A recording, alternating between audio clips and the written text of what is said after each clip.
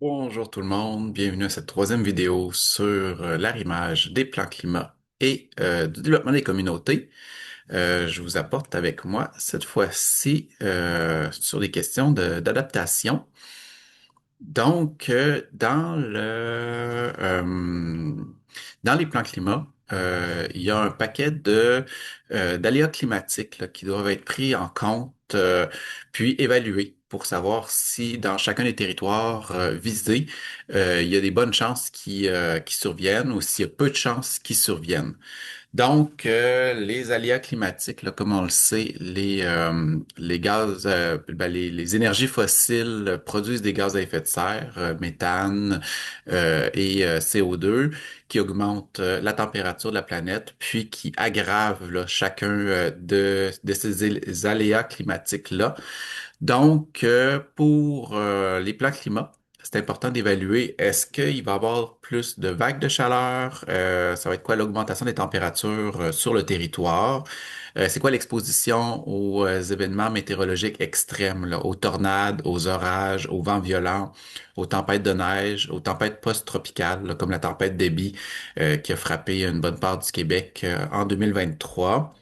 Est-ce qu'il y a des risques de précipitations abondantes, fréquentes? Qu'est-ce qui va arriver au niveau des redoux hivernaux, qui sont une plaie là, pour les personnes à mobilité réduite à cause que ça transforme nos trottoirs en patinoires, mais aussi parce que c'est extrêmement dur là, sur les infrastructures de voir, de subir ce gel, dégel continuel-là. Est-ce qu'il va y avoir des risques d'érosion, de submersion côtière, de glissement de terrain? Les inondations fluviales, pluviales.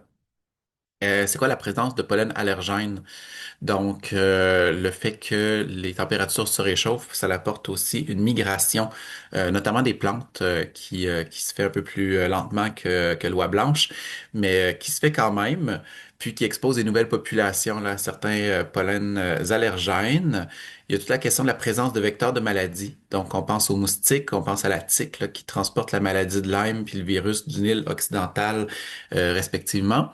Puis, qui eux aussi, là, leur migration vers le nord se fait d'année en année en raison de la hausse des températures mondiales.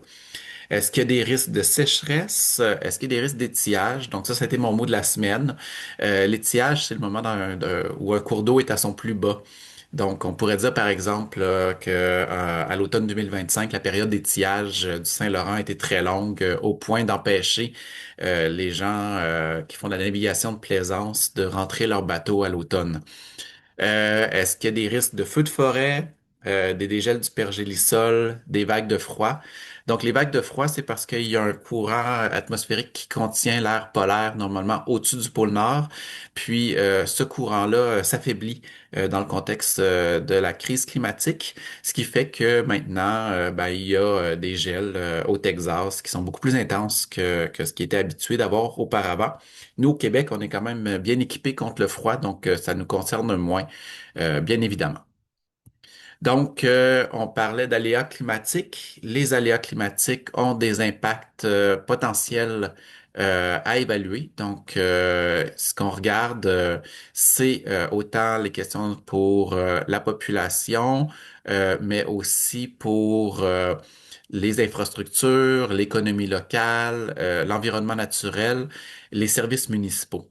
Évidemment, j'entrerai pas dans le détail de chacune de ces catégories-là parce que ce serait impossible, ou en tout cas, ce serait très long d'en faire le tour. Mais si vous voulez vous y attarder, n'hésitez pas. Mais j'avais quand même intérêt à ce qu'on s'arrête là sur les impacts potentiels au niveau des populations, parce que c'est intéressant de voir là, le filtre des conséquences qui sont prises en compte dans l'élaboration des plans climat. Donc, on parle de problèmes de santé liés à l'augmentation des moisissures, donc tous les cas d'inondation là, puis d'érosion côtière, toutes les questions de détresse psychologique, les maladies liées à la contamination de l'eau potable puis des eaux de baignade, les maladies à transmission vectorielle, lorsqu'on parlait de la maladie de Lyme, puis la maladie du virus du Nil occidental. toute la question des accidents, les blessures, les maladies, la mortalité, puis la sécurité qui peut être compromise là au niveau des événements climatiques extrêmes, les accidents de la route aussi qui peuvent survenir, les difficultés dans les déplacements des personnes puis des services d'urgence, l'augmentation des allergies saisonnières, les problèmes de santé humaine liés à la pollution atmosphérique, parce qu'on sait que quand il y a plus de chaleur, il y a plus d'humidité dans l'air aussi potentiellement, puis qu'avec plus de chaleur puis plus d'humidité, les conséquences de la pollution atmosphérique s'aggravent là, pour la santé.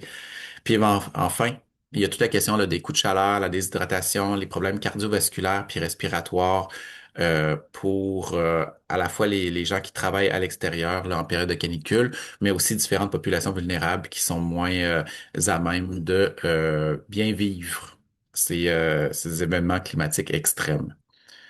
Donc, pour arriver à calculer là justement qui est vulnérable dans la population, il y a deux facteurs qui sont pris puis il y a une utilisation là, d'une matrice de vulnérabilité. Donc, est-ce que les gens sont sensibles à un aléa climatique extrême ou à une conséquence de cet aléa-là? Puis, est-ce qu'il y a une capacité d'adaptation de la personne? Puis là, on parle pour mesurer ça, est-ce que les gens ont des ressources financières, humainement, comment est-ce qu'ils peuvent y faire face, puis c'est quoi leur réseau social là, autour de la personne.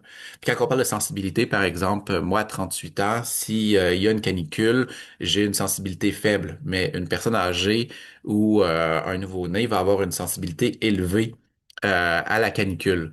Puis ensuite, la capacité d'adaptation, ben, est-ce que j'ai les ressources pour acheter une thermopompe ou une climatisation? Est-ce que fait que là, si j'ai ça, ben j'ai une capacité d'adaptation élevée qui fait en sorte que je vais pouvoir passer à travers la canicule sans problème.